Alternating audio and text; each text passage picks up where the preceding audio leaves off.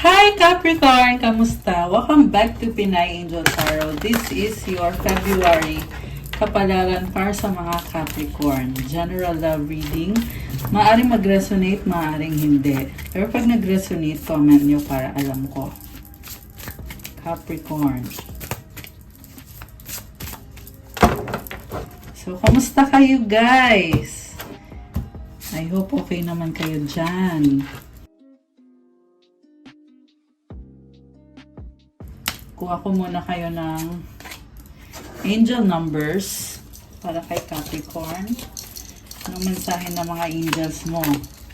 1919 transformation. Oh my gosh. It is asked that you take notice that you hold within your hands the power to change your life. Within this realization, you will feel your sense of purpose and your connection to new beginnings. Affirmation, I release what I no longer need to carry and I open myself to the transformative energy of the divine. So, malaking pagbabago nangyayari sa buhay mo ngayon. Nasa kamay mo yung kapangyarihan para baguhin ang buhay mo. Merong something about purpose.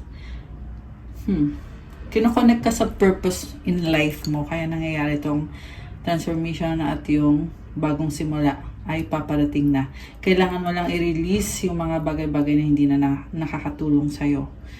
At buksan mo yung sarili mo sa pagbabagong pumapasok ngayon sa buhay mo. So, it may be overwhelming, pero it will bring you a new beginning. Okay. Isa pa. 555 change. Ayan, mukhang medyo challenging nga itong pagbabago. 333 potential. Change happens outside your comfort zone. The time for change is now. The angels are whispering for you to trust your path and to learn how to walk it. The next step, take the next step. Allow change to lift you up and guide you forward. So, meron kailangan matutunan sa pagbabago na to. Ayan. Tulungan mo yung sarili mo, ihanda mo yung sarili mo, at kailangan mo din mag-release. Again, there is the message about releasing what no longer serves you. So, i-comment mo dyan yung affirmation na to. I release all that no longer serves me. I am guided outside of my comfort zone. I'm letting change in. So, papasukin yung pagbabago. Okay? And then the other one is, your chance to reach your highest of potential is here. Oh my gosh! Perseverance has gotten you to where you are. You have been through so much and this guidance is here to show you that you're exactly where you need to be. Alam mo, may dahilan kung bakit nangyayari lahat ng nangyayari. And I just saw 303 on the screen. Tapos ito naman ay 333. So this is about abundance and victory. Kaya nangyayari itong pagbabagong to kasi may potential ka at papasok na kasi yung blessing. So, bago dumating ang blessing, marami mo ng pagsubok.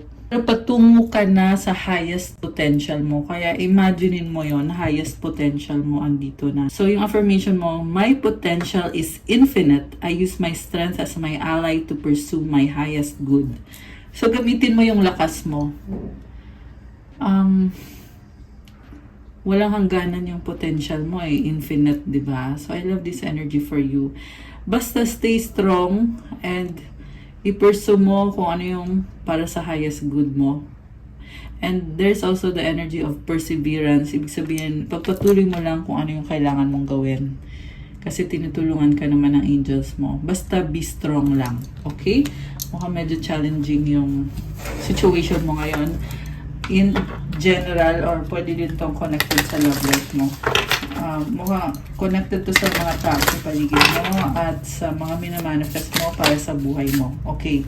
So, nalaglag tong dalawang cards. You have clinging and withdrawn. Holding on, obsessing, spying, single, lonely, solitary. Oh, merong nag-obsess.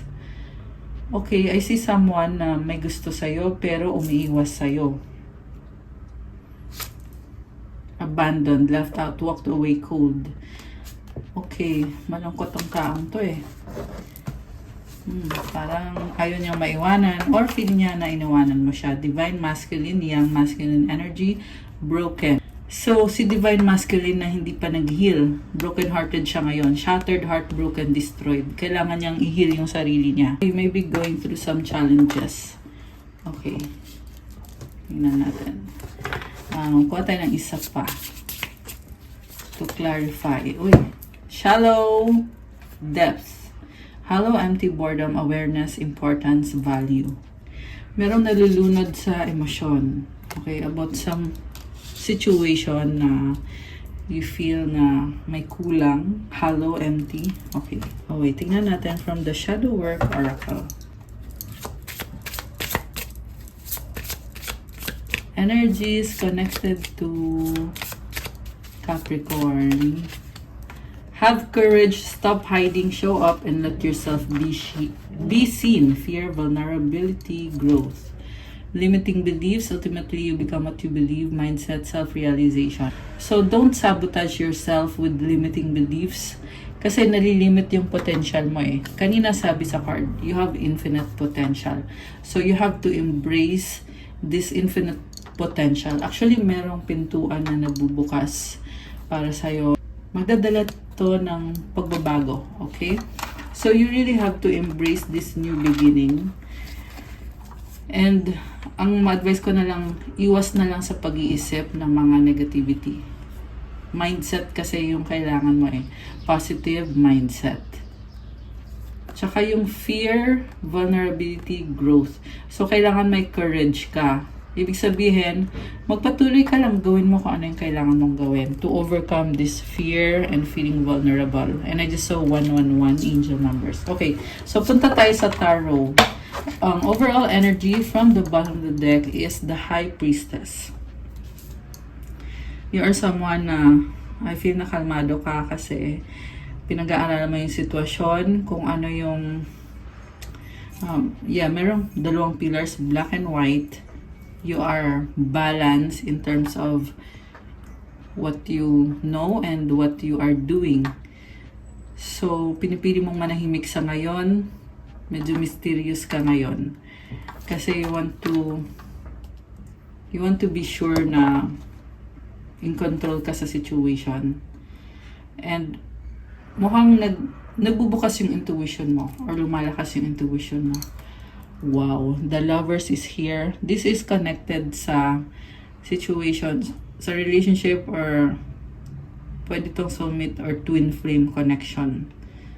Okay, grabe ah. Nagulat ako. Nandito agad yung the Lovers card. So, this is also about feeling vulnerable.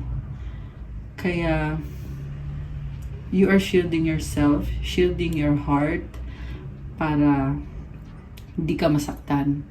Pero ang na-feel ko dito kasi sobrang shield mo sa sarili mo, hindi mo na masyadong na-enjoy itong love connection mo. And there is also this person na magkaiba kayo. So, nahirapan kayong balansehin. Pero at the same time, you have the wisdom to know na ayun na nga, opposites kayo nitong taong to. Opposites attract din naman, pero you can also repel each other. Okay. And then, the Death card, Magician, Six of Cups, Four of Swords, and the Queen of Cups. So, ending of a tough cycle. Ending sa new beginnings. Grabe oh. Nagsimula ka sa Death card. So, alam mo sinasabi dito, you are transmuting your energy slowly but surely. Okay? Medyo may delay siguro, no? Yung bisa nyo guys, you feel afraid. You feel afraid of the change or transformation. Kaya sinasabi sa'yo dito, huwag kang matakot, i-embrace mo itong change na to. Kasi connected to sa happiness mo, sa pangarap mo. Kasi Queen of Cups yung energy mo dito eh. And then you're on the process of healing. Okay? And then, ito na nga yung Queen of Cups. Connected kasi ito sa pangarap mo. Huwag mo daw sukuan yung pangarap mo. Baka meron kang Scorpio sa chart mo. Merong water sign, Cancer, Pisces, Scorpio. Meron kang Gemini sa chart mo. Merong Pisces, Leo, although this can be any sign naman. Baka yun din ay sign ng taong kadil mo. So, you can transmute the energy. Make it a new energy. Grabe. Ayan. So, sabi nga nila, diba, 'Diba? If you are down, there's nowhere to go but up. Yan yung nakikita ko sa energy mo eh. So, everything is good. Ayan, huwag mag-alala. Pero, napapaisip ka, napapa-overthink ka, hindi mo maiwasan. Okay, tingnan ko pa yung ibang cards mo ha. So, Nine of Swords, Queen of Swords, Nine of Cups, Two of Wands, and the Strength. Okay, una sa lahat, strong ka. You had the courage. And, yung alam, parang pinapahinga mo yung sarili mo eh. Kasi, sobrang mong ina-analyze yung mga bagay-bagay. So, I feel like your angels are telling you na kaya mo naman yan eh. Nakikita ko sa totoo lang kahit na yung utak mo ay nagsistress. Pero nakikita ko din na alam mo kung anong ginagawa mo. At strong ka. Yung nga mas mabuti if alisin mo to. Okay, may mga bagay na parang hanging, pakiramdam mo. Meron kang ding bagong perspective sa situation, yun din yung nagpapastress sa'yo. So, nalilito ka eh, dahil sa bagong perspective. So, okay. Pinag-aaralan mo ng mabuti.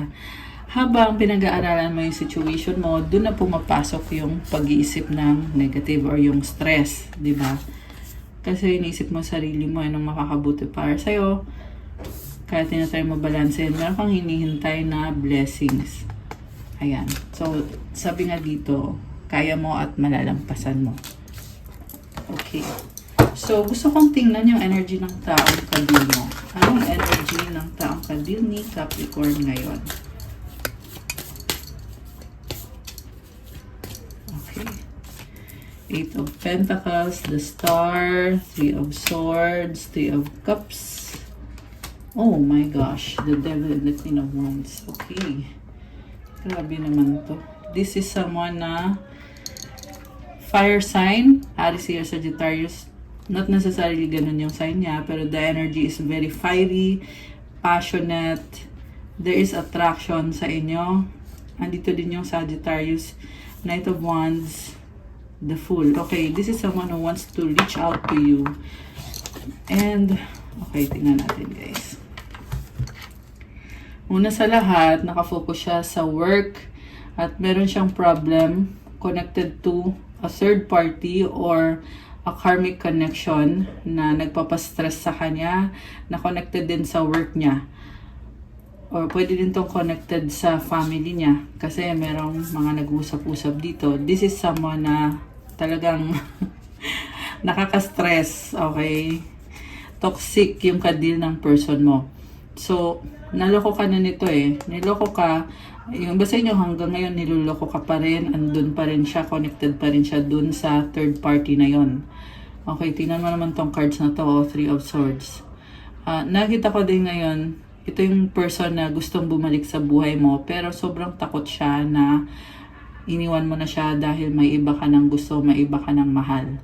Pero, at the same time, nakikita ko sa kanya na willing siyang gawin ang lahat para lang magkaayos kayo or mag-heal yung situation ninyo.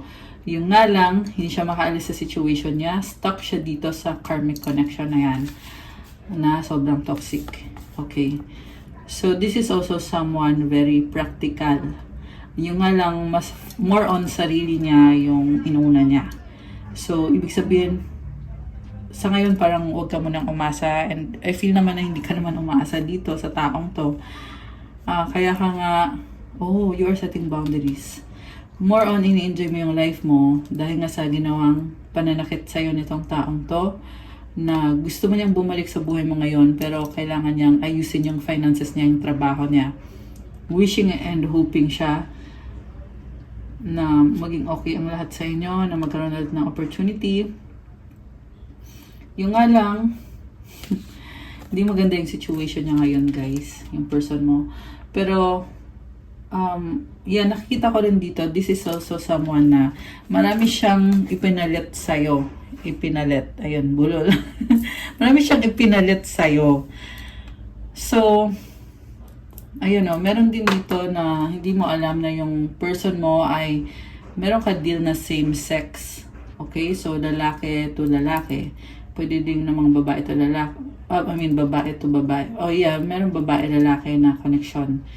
Niloko ka nito, maraming beses ka niloko ng taong to sa Dusay. And remember na hindi sa lahat magre-resonate to, ha. So, pero kung sino man tong nasasagap natin dito, this is someone na hindi naman siya nakonsensya sa ginawa niyang panluloko sa'yo. Nung ginawa niya yon. So, 5 of Wands with the King of Cups. In-enjoy niya talaga yung life niya eh. Wala siyang pakialam. At parang nakita ko gumulo yung buhay niya dahil sa sarili niyang kagagawan. And I just saw 10-10 on the screen. Okay. Page of Cups. Okay, baka nagkaanak pa to. So, temptation. Marami siyang temptation. Okay, ano ngayon ang gusto mangyari nitong taong to? Magpakasaya lang siya eh. Malakas din yung water sign. Cancer, Pisces, Scorpio. Ayan. Okay, so sinasabi dito na grabe yung kaba niya ngayon. Alam mo kung bakit? Nakikita ka niya as ikaw yung the one para sa kanya eh. So ngayon parang ito na nga, natauhan ka na sa ginagawa nitong taong to at siya naman ngayon ay humaharap sa consequences ng panlulokong ginawa niya sa'yo. Ayan, third party situation. So, feeling niya ngayon ay hindi mo na siya papansinin kasi may iba ka na kasi nga nalaman mong niloko ka niya. Okay. Quote tayo ng last card. Any action from this person. Any action. Although nakikita ko na magta-try siya pero alam niya din sa sarili niya na hindi siya worth it. Ganon yung pakiramdam niya eh. Hindi siya worth it dahil nga sa mga nangyayari sa buhay niya or sa mga ginawa niya, sa mga desisyon niya sa buhay niya. Meron ding panghihinayang kung bakit niya ginawa yung mga bagay na ginawa niya, yung mga panluloko. Naging self-focus siya eh. Okay. So, self-sabotage. Alam mo, nakikita ko dito. Gustuhin mo niyang bumalik sa'yo pero hindi niya kakayanin lunukin yung pride niya. At yung pride na yon, yan yung humahadlang. Okay? 5 of Swords energy. This is a very deceptive energy. Sinungaling. Okay, gusto kong i-clarify pa eh. Sige, last one. Tingnan natin. Pero it's all in their mind. Siya yung nakaramdam na hindi siya worthy. Kumbaga ganun yung paraan niya para 1, 2, 3, 4. Oh my gosh. 1, 2, 3, 4 angel numbers. Alam mo, nakikita ko pa rin na itong person na to will try to heal para makabalik siya ulit sa buhay mo. Gusto niya ulit pumasok sa buhay mo. Although feeling niya ay, hindi siya worthy. Feeling niya hindi mo siya deserve. Meron ka ng iba na yung tunay na deserve mo. So, ganun. Nangliliit siya sa sarili niya. Oh my gosh, the Empress. Grabe. Ba't ganito? Alam mo, nakita ko dito, there's so much physical attraction and nai-inlove ngayon sa'yo itong taong to. Alam mo kung bakit siya nai-inlove? 13-13 on the screen. Okay, nai-inlove siya kasi feeling niya na wala ka na sa kanya. So, ibig sabihin nung kayo pa, talagang binaliwala ka, binasura ka. I mean, sorry, masakit pakinggan, pero yun yung nakikita ko sa kung sino man tong nasasagap natin dito. So, ngayon na tinalikuran mo na tong taong to, gusto niyang bumalik, pero hindi niya magawa kasi wala siyang mukhang ihaharap. Sa kanya ngayon nararamdaman yung nai-inlove siya sa'yo. Okay? Kasi ikaw yung nagparamdam sa kanya na hindi madali ang pag-ibig. Okay, kailangan maging tapat ka, maging totoo ka. Okay, Ace of Pentacles. Gusto lang naman yung mag-offer ng bagong simula ng peace offering. Okay, tatanggapin mo ba sa buhay mo si manlulokong person? Manlulokong person. Okay, tatanggapin mo ba? Hindi, sa ngayon. The Hermit, you love yourself and you have this lamp na may ilaw. So, you have a blessing in your life at dun ka nakafocus sa ngayon. At parang naging blessing in disguise pa yung pang-iwan sa'yo nitong taong to kasi na-uncover mo or na-unlock mo yung potential mo nang wala siya. Kumbaga, para kang nabunutan ng tinik. Ayun, nabunutan ka ng tinik na ramdam mo man yung pananakit na ginawa niya sa'yo, ay natuto ka namang tumayo sa sarili mong mga paa. Grabe. Ayan o, Five of Pentacles. Ramdam mo na talagang sinipa ka, initsapuera ka, iniwanan ka sa lamig. Pero sabi ko nga, natuto kang tumayo sa sarili mong mga paa. Grabe. You're gaining a new perspective. So, oo, nagsastruggle ka, andun yung struggle mo, pero at the same time, andun yung feeling na, wow, ganito pala yung pakiramdam na, kumbaga, you are gaining your energy back, unti-unting lumalakas yung confidence mo sa sarili mo, unti-unti kang nagtatransform, okay? Seven of Pentacles. Kaya nakafocus ka sa finances mo. Again, this is all about gaining a new perspective and being practical. And making a decision. Okay. Mukhang ibig sa inyo guys, hirap pa kayo mag-desisyon eh. Iwanan ko ba to? Kaya ko bang iwanan to? Kaya ko bang magsimula ulit? Pero at the same time, nakakita mo din yung blessing dito na you have a lot to offer. So, grabe. Okay, so kuha pa kita ng isa pang card. Anong outcome para sa ating mga Capricorn na viewers? Okay, we have Four of Cups. You are not accepting any attempt from this person. It's a no. No freaking way. Alam mo, nakikita ko dito may mga offers ka na, may mga options ka na. Yung iba sa inyo guys, nawawalan na kayo ng pag-asa sa love. Pero kasi ang sabi ng angels mo sa'yo, i-appreciate mo daw. Kasi mukhang dapat daw maging masaya ka ngayon kung nasaan ka. Kasi makakapamili ka ulit ng tamang tao para sa'yo. Yeah, sabihin natin, oo, mahal ka pa nitong taong to. Pero hindi kailangang hintayin mo siya. Hindi mo maiwasan makaramdam ng lungkot. Pero you have gained so much wisdom. Parang feeling mo kasi back to zero ka eh. So, kumbaga, nung una mo nakilala yung taong yan, masaya ka, na you found someone, ngayon tapos na kayo, parang feeling mo back to zero ka, maghahanap ka na naman ng magiging love of your life, ika nga. So, sinasabi ng angels mo sa'yo na you should be happy. Okay? Minsan kasi ganun talaga yung life. Pero, alam mo, for some reason, na-feel ko dito, ramdam ko dito na mahanap at mahanap mo yung taong para sa'yo. Okay? Kuha tayo ng isa pang card. Yeah, pwede ka kasing makipag-date sa iba. Pero, pag bumalik naman itong taong to, pag nag-heal na siya, ngayon kasi hindi pa siya healed eh. Pag nag-heal na siya, another option mo yon, 'di ba? So, ibig sabihin, marami kang options. Okay, Page of Cups, healing the inner child. Okay, parang nakita ko ikaw ay nag-e-explore opportunities, andyan. So, ang masasabi ko lang, enjoy mo lang yung life. Parang wala kang expectations dito. Parang hindi mo pinipilit yung mga bagay-bagay. Kung sino yung papasok sa buhay mo, kung meron, okay, King of Swords. Ayan, naging matalino ka na rin. Pero I love this energy ng Page of Cups. This is about enjoying kung anong meron ka, being excited, parang magaan yung energy. So, si King of Swords naman, medyo malamig ka dyan, logical, nagpapakatotoo ka lang. Kasi naranasan mo na lahat sa taong yan, 'di ba? So, hindi ka naman magkukunya rin na sobrang saya mo. Although, masaya ka nga, sa totoo lang, kasi andito yung Page of Cups eh. So, andun yung excitement sa buhay mo. Pero, at the same time, you acknowledge na it's a failed relationship, 'di ba? Okay. Recognition. Oh, you have the world in your hands. Hindi basta-basta yung mga plano mo. Kaya ka siguro nakakaramdam nitong parang back to zero ka kasi mataas yung standards mo eh. So, the divine will help you recognize signs and miracles. Okay. One more. Wow, union. The union of divine soul counterparts. Oh my gosh, alam mo, nakita ko dito. Twin flame mo, yung makakatuluyan mo, or yung susunod na papasok sa buhay mo. So, posible kasi na hindi mo twin flame itong lumabas dito, at meron ka pang ibang twin flame. Although this is a strong soul connection. Okay?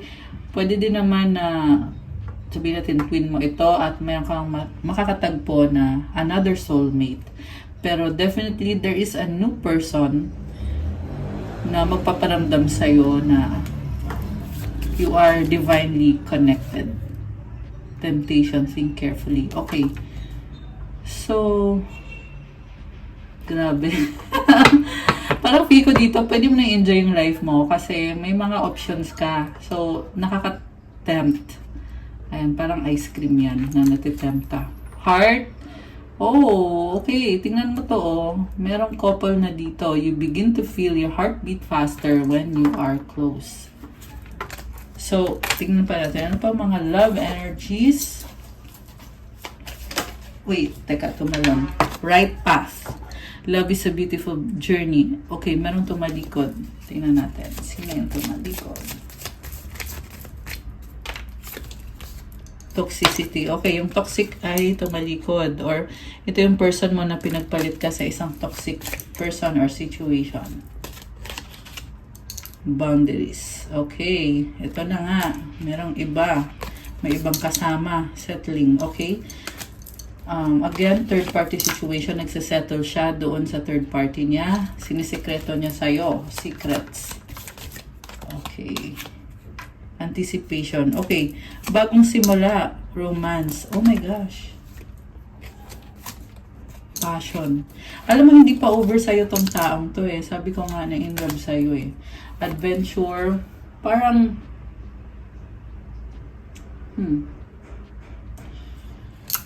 looking forward siya. Window. Looking forward siya. Pero mind you, maraming nangyari dito. The ex. Okay. Kuha pa tayo. Ano pa mga energies ang connected kay Capricorn at sa person na ito? Why is it that you love me? Parang something about self-esteem. Will you leave me like the others? Okay? So, nasasaktan din siya. Natitrigger siya kasi dati na daw siyang naiwanan din ng iba. Anong gusto niyang sabihin sa'yo? Anong gusto niyang sabihin sa'yo? Okay. I need you to be away from me. Okay.